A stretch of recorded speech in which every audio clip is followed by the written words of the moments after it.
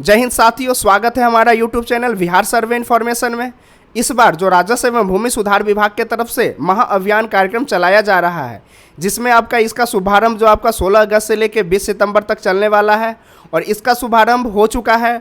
लोगों के पास जमाबंदी पंजी का जो प्रति है वो पहुंच चुका है। उनके पास जो है इनका फॉर्मेट जो इसमें काम होना है उसका फॉर्मेट ऑलरेडी सभी को मिल चुका है। जिन जिन को नहीं मिला हुआ है वो आप इसके जो ऑफिशियल साइट है भूमि जानकारी, वहाँ से आप इसके जो है ऑफिशियल साइट, वहाँ से आप इसको ले सकते हैं, या तो मेरा जो बिहार सर्वे इन्फॉर्मेशन टेलीग्राम चैनल है वहाँ पे जाके ये फॉर्म आप प्राप्त कर सकते हैं।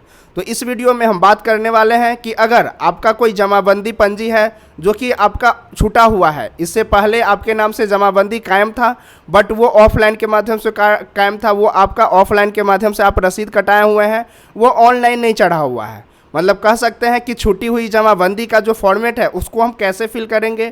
अगर आपका खतियानी ज़मीन है और आपका रसीद कट रहा है, वो रसीद आपके नाम से कट रहा होगा या आपके पूर्वज के नाम से कट रहा होगा, वो खतियानी ज़मीन है, तो उस ज़मीन का अगर हम नेट पे चढ़वाना चाहते हैं तो वो फॉर्मेट में हम क्या क्या जानकारी फिल करेंगे, उसमें हम आपको डॉक्यूमेंट्स के रूप में क्या क्या लगा सकते हैं, तो इसमें जो शपथ पत्र भरना है उसको हम कैसे फिल करेंगे, इस तमाम सारी जानकारी इस वीडियो में बताएंगे। तो चलिए वीडियो स्टार्ट करते हैं। ये जो आपका फॉर्मेट देख पा रहे हैं कि ये जो लिखा हुआ है कि ऑनलाइन किए जाने हेतु छूटी हुई जमाबंदी को ऑनलाइन करने हेतु आवेदन पत्र, मतलब ये बताया जा रहा है इसमें कि ऑनलाइन किए जाने, मतलब आप जो अप्लाई कर रहे हैं उसको ऑनलाइन करना है। और उसमें है कि हेतु छूटी हुई जमाबंदी। छूटी हुई जमाबंदी का अर्थ ये है कि आपका जमाबंदी कायम है बट वो छूट गया है। कहाँ छूट गया है? वो ऑनलाइन नहीं चढ़ा हुआ है, ऑनलाइन प्रदर्शित नहीं हो रहा है। इसके लिए कि ऑनलाइन करने हेतु आवेदन पत्र, ये जो आप आवेदन पत्र दे रहे हैं इसमें बहुत लोग कंफ्यूज हो जा रहे हैं कि इस महाअभियान में जो फॉर्म आया हुआ है वो कौन सा फॉर्म कौन लोग जमा करेंगे। तो ये सबसे पहले समझ लेते हैं कि इसमें जो जमाबंदी पंजी प्रति आपको दिया गया है, जो कि ये आप देख पा रहे हैं कि ये जो जमाबंदी पंजी प्रति दिया गया है, तो इसमें अगर आपका जमाबंदी ऑनलाइन चढ़ा हुआ है तभी आपको ये जो है जमाबंदी पंजी प्रति मिला है। ये कंफ्यूज मत होइएगा कि ये जमाबंदी पंजी प्रति मिल गया है, मेरा ऑनलाइन चढ़ा है या नहीं चढ़ा हुआ है। अगर ये आपको मिला हुआ है, आपके घर अगर पहुंचाया गया है, तो इसका ये प्रमाण है कि आपका जो रसीद है, आपका जो ऑनलाइन जमाबंदी है वो आपका ऑनलाइन चढ़ा हुआ है। आप किसी के माध्यम से, किसी भी मोबाइल से या लैपटॉप के माध्यम से आप इसको चेक कर सकते हैं। तो जिनको ये जमाबंदी पंजी प्रति मिला हुआ है उनको छूटी हुई जो जमाबंदी फॉर्म है ये वाला, ये उनको फिल नहीं करना है। उनको सिर्फ ये देख लेना है इसमें अगर किसी भी प्रकार का कोई दिक्कत है, खाता खेसरा रकबा, तो आपको इसी में जो है फिल करके और इसके साथ में एक शपथ पत्र आ जाता, जो शपथ पत्र ये है सो अभी प्रमाणित, इसमें भी आपको किसी से प्रमाणित नहीं कराना है। ध्यान ये रखना है कि इसमें जो मैं है, मैं में हमेशा जो जीवित व्यक्ति होंगे उन्हीं का यहाँ पे नाम होगा और उन्हीं का जो यहाँ पे साइन होगा। बहुत लोग कर रहे हैं कि जिनके नाम से जमाबंदी कायम है, जिनके नाम से ज़मीन का कागजात है, उनका डेथ हो गया है तो उनका यहाँ पे फॉर्म में नाम भर दे रहे हैं। तो ये गलती जो है नहीं करना है आपको।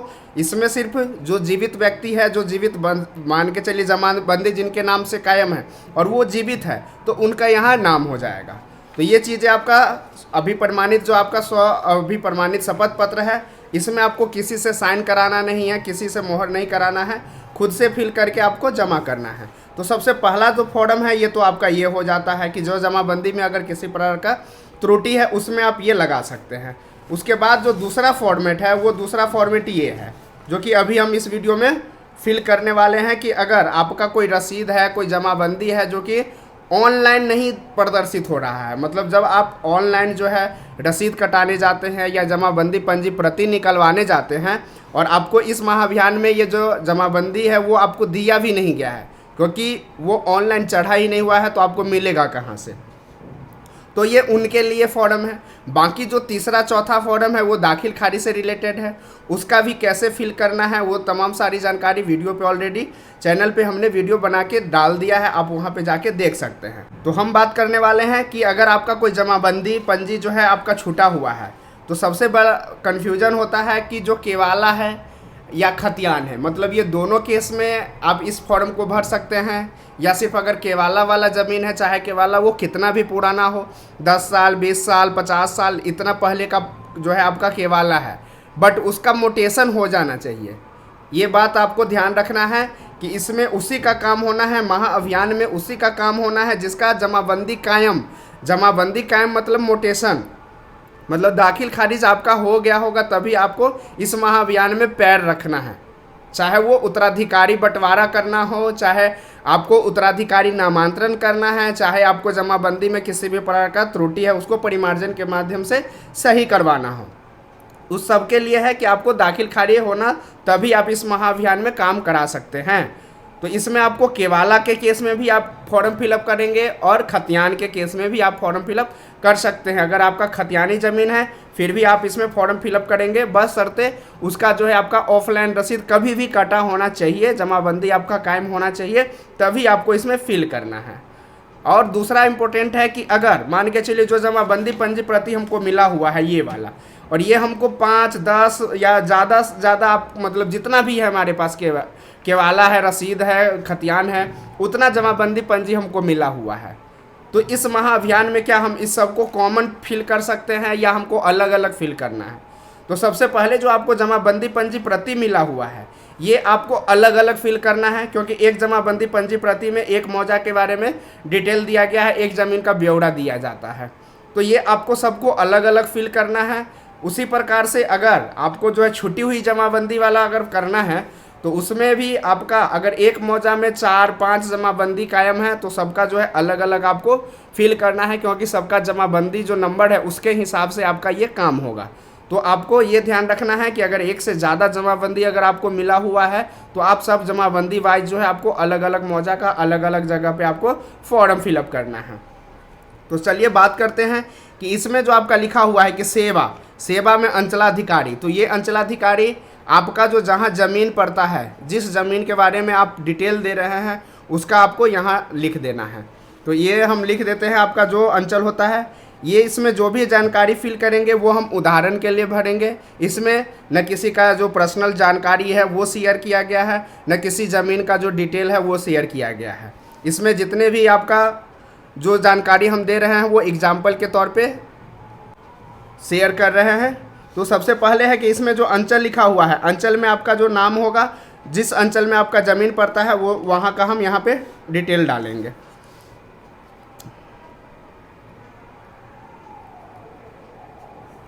तो ये चीज़ें हो गया आपका। अब बात करते हैं कि ऑनलाइन किए जाने हेतु छूटी हुई जमाबंदी को ऑनलाइन करने हेतु आवेदन पत्र। ये आवेदन पत्र है, इसमें है कि महाशय उपयुक्त विषय कहना है कि राजस्व एवं भूमि सुधार विभाग द्वारा डिजिटाइज जमाबंदी में मेरी जमाबंदी ऑनलाइन प्रदर्शित नहीं हो रही है, जिससे कंप्यूटर करने की आवश्यकता है। मेरी ज़मीन के विवरण निम्न है। मतलब ये आप अपना जो भी समस्या है वो आप जो अंचलाधिकारी है उनको आप बता रहे हैं कि मेरा जो जमाबंदी है वो ऑनलाइन नहीं दिख रही है, ऑनलाइन प्रदर्शित नहीं हो रही है, जिसका जो आपका ज़मीन का विवरण निम्न है। तो इसमें आपका हल्का जो आपका होगा, ये हल्का आपके रसीद में लिखा होता है या आप कर्मचारी से पता कर सकते हैं। तो हल्का में अगर आपको हल्का पता है तो वो हम लिख देंगे, ठीक है। अब है यहाँ पे मौजा लिखा हुआ है, तो मौजा में आप देख रहे हैं कि जगह यहाँ खाली छोड़ दिया हुआ है, यहाँ पे ज़्यादा जगह नहीं है, तो इस मौजा को आप हम इधर लिख देंगे, यहाँ मौजा लिख देंगे। जो भी आपका ज़मीन जहाँ पड़ता है उस ज़मीन का यहाँ डिटेल लिख देंगे। उसके बाद थाना संख्या है, जो आपका ज़मीन का थाना संख्या रहेगा उसका डिटेल आपको यहाँ फिल कर देना है। अब है कि जमाबंदी संख्या, ये जमाबंदी संख्या आपका जब भी रसीद कटा होगा उसके कॉर्नर पे यहाँ पे आप देखे होंगे कि जमाबंदी संख्या लिखा होता है, वो आपको इसमें जमाबंदी संख्या जो है वो लिख देना है। फिर वॉल्यूम नंबर आपको ऑफलाइन के रसीद में नहीं लिखा होता है, इसको खाली छोड़ देंगे। पेज नंबर नहीं लिखा होता है, इसको खाली छोड़ देंगे। अब है कि जमाबंदी रैयत का नाम, तो यहाँ आपको ध्यान रखना है कि जमाबंदी रैयत का नाम में जिनके नाम से रसीद कट रहा है, चाहे वो पुराने जो मृत्यु हो गए हैं उनका, उन्हीं का जो है आपको यहाँ नाम लिखना है। हो सकता है कि ये जमाबंदी आपके दादा के नाम से था, परदादा के नाम से था, मम्मा के नाम से, मम्मी के नाम से या किसी के नाम से था, तो उस जमाबंदी रैयत का जो है यहाँ पे हमको नाम लिख देना है। हम यहाँ पे जमाबंदी रैयत का जो है नाम लिख दे रहे हैं। फिर उसके बाद इनका जो पिता का नाम होगा, या कि नहीं लेडीज़ के नाम से तो उनका पति का नाम होगा, तो इसमें हम पिता का जो है वो भी नाम लिख देंगे। ये आपके रसीद जिनके नाम से कट रहा है उन्हीं का यहाँ पे नाम लिखाएगा।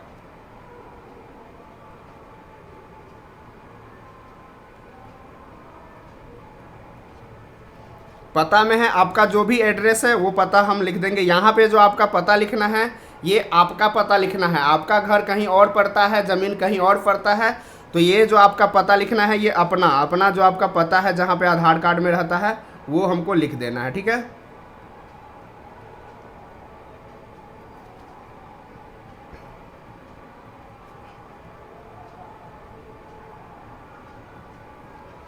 उसके बाद बात करते हैं मोबाइल नंबर। मोबाइल नंबर में है कि जो रैयत जमाबंदी रैयत है उनका अगर मृत्यु हो गया है तो उनके जो वंशज है जिनके नाम से आप चाह रहे हैं कि मेरा रसीद कटने लगे, उनका पहले यहाँ पे मोबाइल नंबर डाल देना है। आधार संख्या, जो मृत्यु हो गया है, ठीक है, उनका अगर आधार अवेलेबल है, उनका आधार संख्या है तो वो आपको यहाँ पे डिटेल डाल देना है। सबसे बड़ी बात है कि इसमें जो काम होना है, एक तो है कि हमारा ऑनलाइन, और मान के चलिए कि जमाबंदी रैयत है उनका मृत्यु हो गया है तो उसके लिए आपको अलग फॉर्म फिलअप करना है। उसके लिए आपको क्या करना है, उत्तराधिकार नामांतरण फॉर्म जो आता है वो आपको फिल करना है। तो वो फिल करने से पहले आपको ये फिल करना है। इस मतलब महाअभियान में ये केस देखने को मिलता है कि अगर कोई रसीद कट रहा है और वो ऑनलाइन चढ़ा भी नहीं हुआ है और उसके जो रसीद जिसके नाम से कट रहा है उनका मृत्यु भी हो गया है, तब आपको करना है कि जो पहले रसीद कट रहा है, जो कि ऑफलाइन कट रहा है, उसको पहले आप ऑनलाइन चढ़ाने का। तो ऑनलाइन चढ़ाने के लिए ये आवेदन आपको फिल करना है और उसी के साथ साथ आपको जो उत्तराधिकार नामांतरण फॉर्म है वो आपको फिल करना है अपने नाम से। उनके जो रैयत है, उनके जो वंशज हैं, उनके नाम से जमाबंदी कायम कराने के लिए आपको उत्तराधिकार नामांतरण फॉर्म फिलअप करना है। तो पहले आपको ये फॉर्म फिल करना है, तब जाके आपका ऑनलाइन चढ़ जाएगा इसे। फिर आप अपने नाम से नामांतरण करा के आपके जो उनके वंशज होंगे उनके नाम से फॉर्म फिलअप करके उनके नाम से रसीद कटने लगेगा, उनके नाम से जमाबंदी कायम होने लगेगा। तो ये ध्यान रखना है कि ये फॉर्म आपको, अगर मृत्यु हो गया है फिर भी उनको फॉर्म फिलअप करना है, जीवित है फिर भी उनको फॉर्म करना है। ये सिर्फ ऑनलाइन चढ़ाने के लिए आवेदन हम दे रहे हैं।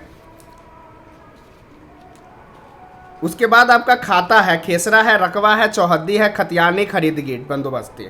इसमें आपका जो ज़मीन है ये आपका जो डिटेल दिए हैं, एक मौजा का जो आपका ज़मीन होगा जो एक रसीद में कटाए हुए होंगे उसी का आपको यहाँ डिटेल देना है। तो खाता में आपका जितना भी खाता खेसरा है वो आपको डिटेल दे देना है।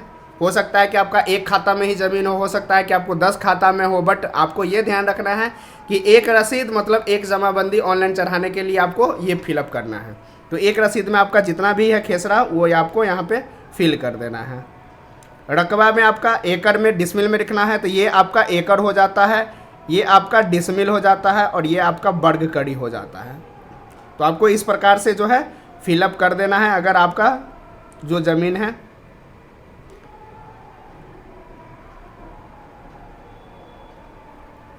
उसके बाद आपका जो चौहद्दी है सबका उत्तर, दक्षिण, पूरब, पश्चिम, ठीक है, ये आपका सब में कॉमन करके आपको चौहद्दी, जो आपको खाली स्थान बचता है उसको आपको कट कर देना है। इसमें है कि आपका जो खतियानी ज़मीन है, केवाला ज़मीन है, तो हम जो इस वीडियो में बता रहे हैं कि आपका खतियानी केस में क्या लिखाएगा और केवाला केस में क्या लिखाएगा। तो आपको खतियानी अगर है, ये मान के चलती है ऊपर वाला जो है आपका खतियानी है, तो खतियानी में टिक कर देंगे, इसमें कुछ नहीं है आपको छोड़ देंगे। ये दोनों अगर है आपका केवाला जो है खरीदगी, तो हमको खरीदगी में लिख देना है, ठीक है।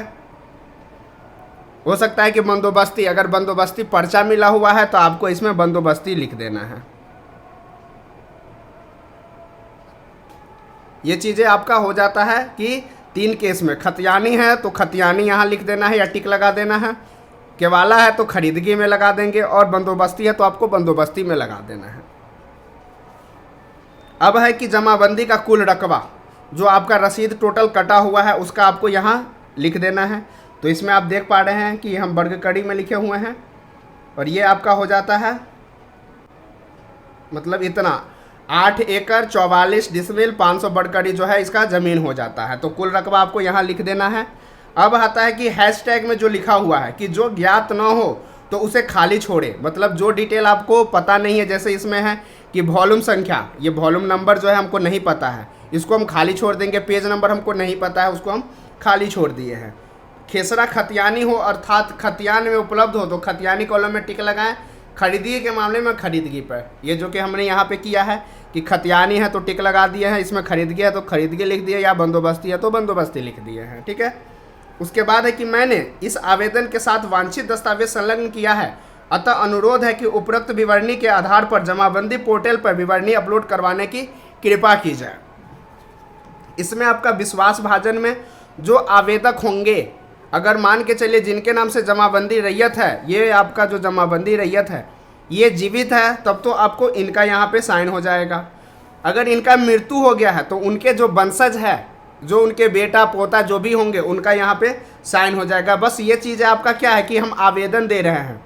हो सकता है कि पापा के नाम से हम आवेदन दे रहे हैं, पापा अवेलेबल नहीं है, तो उसमें आवेदक जो होता है वो अपना साइन कर देता है। तो यही आपको आवेदक में अपना साइन करना है जो आवेदन आप देने जा रहे हैं। अब है कि वांछित कागजात जो उपलब्ध हो, यहाँ पे बहुत लोग होते हैं कि सर हम जब ऑफिस जाते हैं वहाँ पे बोलते हैं ये कागज़ नहीं है, वो कागज़ नहीं है, ये करना है, वो करना है। लोग परेशान हो जाते हैं, उनको कागज़ जमा नहीं किया जाता है तो उनको रिसीविंग नहीं कुछ मिलता है। तो उन सब के लिए ये देख लीजिए यहाँ पे क्या लिखा हुआ है कि वांछित कागजात जो उपलब्ध हो। इसमें ज़रूरी नहीं है कि 9 प्रकार का अगर कागज़ लिखा हुआ है तो हमको 9 के 9 प्रकार कागज़ आपको जमा ही करना है। हो सकता है कि आपके पास 1 प्रकार का कागज़ हो, 2 प्रकार का हो, या 9 प्रकार का हो, या 10 प्रकार का हो, या उससे ज़्यादा भी आपका प्रकार का कागज़ हो। तो आपको जितने प्रकार में जो उपलब्ध हो कागज़ वही लगा के जमा करना है। तो सबसे पहला आप देख पा रहे हैं कि विहित प्रपत्र में आवेदन पत्र शपथ पत्र के साथ, तो ये तो आवेदन पत्र आपका ये तो होगा ही, और जो शपथ पत्र है वो हम अभी फिल करेंगे। ये चीज़ें तो आपको जमा करना ही करना है, क्योंकि जब ये आवेदन नहीं जमा कीजिएगा तो आपका काम आगे बढ़ेगा ही नहीं। उसके बाद है कि मूल जमाबंदी, ये जो लिखा हुआ है कि मूल जमाबंदी पंजी की अभी प्रमाणित जो प्रति है वो आपको जमा करना है। तो अगर आपका मूल जो जमाबंदी है उसकी प्रति आपके पास अवेलेबल है वो आपको जमा करना है। दाखिल खारिज याचिका में पारित आदेश की प्रतिलिपि, मतलब जो दाखिल खारिज हुआ रहता है, तो जब हम लोग दाखिल खारिज के लिए अप्लाई करते हैं वो केवाला के केस में होगा, वो खतियान के केस में है, तो उसमें जो आपका दाखिल खारिज का जो पारित आदेश होता है उसका एक कॉपी मिलता है। तो उसका अगर दाखिल खारिज का प्रति आपके पास अवेलेबल है तो वो आपको लगा देना है। अब है कि वार्षिकत बंदोबस्ती पर्चा, बहुत रैयत ऐसे हैं जो गरीब लोग होते हैं उनको वार्षिकत पर्चा मिलता है या बंदोबस्ती पर्चा मिलता है। तो उस टाइप का अगर ज़मीन है तो आपको इसका जो है पर्चा आपको लगाना है। उसके बाद है कि शुद्धि पत्र की 100 अभिप्रमाणित छाया प्रति, ये आपका शुद्धि पत्र मिलता है जब आपका मोटेशन के लिए अप्लाई करते हैं, और उस समय जब आदेश हो जाता है कि आपका रसीद काटा जा सकता है, उसका डिटेल लिख दिया जाता है, उसमें आपका कौन सा खाता है, क्या खेसरा है, क्या चौहदी है, और आदेश दे दिया जाता है कि अब ये जो आपका खाता खेसरा अपने जो काटा जा सकता है, मतलब जमाबंदी कायम करके आपका रसीद जो है काटा जा सकता है, वो आपका शुद्धि पत्र होता है। उसका प्रति जो है आपके पास अगर अवेलेबल है तो वो आपको यहाँ लगा देना है। उसके बाद है कि भू लगान की 100 अभिप्रमाणित की छाया प्रति, भू लगान मतलब लगान रसीद जो आपने पे किया हुआ है उसका अगर किसी भी प्रकार का पुराना नया जो भी है तो आपको इसके साथ में लगाना है। ये देख लीजिए कि यहाँ पे लिखा हुआ है 100 अभिप्रमाणित। 100 अभिप्रमाणित मतलब खुद का साइन, जो आवेदन कर रहे हैं या जिनके नाम से केवाला है वो अगर जीवित है तो उनका वहाँ पे साइन करना है, और वो साइन आपका हर एक पेज में करना है। इस बात का ध्यान रखना है कोई भी ऐसा डॉक्यूमेंट्स ना हो जिसमें आपका साइन ना हो। अब है कि खतियान की 100 अभिप्रमाणित छाया प्रति, अगर आपका खतियानी ज़मीन है, खतियान अवेलेबल है, तो आपको जो खतियान का 100 अभिप्रमाणित है वो आपको इसमें लगा देना है।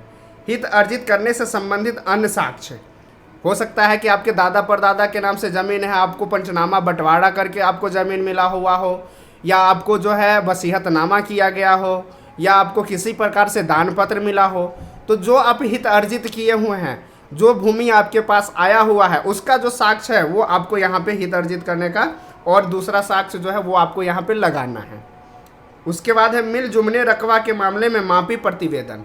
मिल जुमना रकबा होता क्या है कि ये जो हमने 3 खेसरा लिखा है, बहुत सारे केवाला है, बहुत सारे रसीद है, बहुत सारे ऐसे डॉक्यूमेंट्स है जिसमें क्या लिखा होता है कि एक से ज़्यादा खेसरा को एक साथ लिख के रकबा कॉमन लिख दिया जाता है। जैसे इस तीनों खेसरा का आपका एक ही रकबा लिख दिया, अब इसमें ये नहीं पता चल रहा है कि हमारा 116 का कितना रकबा है, 120 का कितना रकबा है, 134 में कितना रकबा है, तो ये कौन डिसाइड करेगा? क्योंकि डॉक्यूमेंट्स तो हाथ से बनता है, हाथ से हम लिख दिए, बट प्लॉट में वही जाएंगे जो अमीन होते हैं, वो आपका मापी प्रतिवेदन तैयार करके आपको बताएंगे कि आपका 116 में इतना ज़मीन है, 120 में इतना ज़मीन है और 134 में आपका जो है इतना ज़मीन है। तो वही मिल जुमना रकबा अगर कहीं लिखा हुआ है तो उसमें आपको मापी प्रतिवेदन जो अंचल अमीन से बनता है वो आपको लगाना जरूरी है। उसके बाद है कि अन्य दस्तावेज के अलावे भी कोई अन्य दस्तावेज जो साक्ष्य के रूप में हो जमा कर सकते हैं। इसमें वंशावली आप जमा कर सकते हैं, आपके पूर्वज के नाम से जमाबंदी कायम है, या जो भी उनके अलावा आपके पास अगर जमाबंदी पंजी प्रति है तो वो आप इसमें जमा कर सकते हैं। तो ये चीज़ें हो गया कि आपका ये फॉर्म फिलअप कंप्लीट हो जाता है। अब बात करते हैं कि आपका जो स्वाभिप्रमाणित शपथ पत्र है वो, तो इसमें मैं आपको ये ध्यान रखना है कि जो हमने पहले बताया है, जिनके नाम से जमाबंदी कायम है वो अगर जीवित है तो उनका नाम यहाँ पे आएगा। अगर वो जीवित नहीं है तो उसके बदले में जो आप आवेदन दे रहे हैं तो आपका नाम यहाँ पे आ जाएगा। तो हम समझ रहे हैं कि ये जो जमाबंदी रैयत है वो जीवित है, तो उनका जो है यहाँ पे हम नाम लिख देंगे। जैसे हमने जमाबंदी रैयत में फेकन महतो लिखा है, उनका यहाँ पे नाम लिखा जाएगा। पिता में जो हमने लिखा है तो पिता में टिक मार देंगे, उनके पिताजी का जो आपका नाम रहेगा वो लिखा जाएगा। अब है कि मौजा। अब मौजा, ये फॉर्म फिलअप करने से पहले आपको एक बार वीडियो सही से देख लेना है कि जो मौजा लिखा हुआ है ये मौजा कौन सा मौजा, मौजा मतलब जहाँ आपका ज़मीन पड़ता है उसको हम मौजा कहते हैं। बट ये ध्यान रखना है कि आपका ऊपर वाला जो लिखा हुआ है ये निवासी, ये आपका जहाँ घर पड़ता है उसका। अगर एक ही मौजा में आपका घर भी है और आपका ज़मीन भी है तब तो आपको अपना मौजा जो है ज़मीन वो लिख देना है। बट अगर हो सकता है कि आपका घर किसी दूसरे जगह पड़ता है और ज़मीन जो है किसी दूसरे जगह पड़ता है, तो इसमें आपको जो मौजा लिखना है वो आपका जहाँ घर पड़ता है उसका हमको लिखना है। तो हम उदाहरण दे से समझा रहे हैं कि जैसे मेरा जो मौजा है ये आपका सलेमपुर पड़ गया, ठीक है, तो ये मेरा घर पड़ता है यहाँ पे, ठीक है। इसका जो आपका थाना नंबर है वो आपको यहाँ पे लिख देना है। हल्का जो आपका पड़ता है वो यहाँ पे लिख देना है। उसके बाद अंचल में जो आपका पड़ता है वो आपको यहाँ लिख देना है। जिला जो आपका पड़ता है वो लिख देना है। ये हम उदाहरण बता रहे हैं, ये मत समझिए कि सर इसमें आपको कौन जिला लिख दिए, इसमें कौन थाना नंबर लिख दिए, इसमें क्या पिता का नाम लिख दिए। सिर्फ उदाहरण के तौर पे हम समझा रहे हैं। इसमें आप अपने हिसाब से, आपका जो डॉक्यूमेंट्स कहता है उसके हिसाब से आपको फिल करना है। तो ये हो गया कि निवासी, मतलब ये आधार कार्ड जो आपका घर पड़ता है उसका यहाँ पे ऊपर में डिटेल देना है। इसके बाद है कि राजस्व एवं भूमि सुधार विभाग द्वारा डिजिटाइज कर ऑनलाइन कराए जाने हेतु मेरी जमाबंदी का विवरण जिला, मतलब अब आता है कि जो ज़मीन का आपका जहाँ ज़मीन पड़ता है, जिस जगह आपका, जिस जिला में आपका ज़मीन पड़ता है उसका विवरण आपको यहाँ डालना है। तो जिला में मान के चलिए कि आपका जो जिला वो बांका ही पड़ रहा है, वहीं पे आपका ज़मीन पड़ता है। और अंचल जो है आपका वो अंचल पड़ता है, जो आपका अंचल है। हल्का जो आपका है वो मान के चलिए।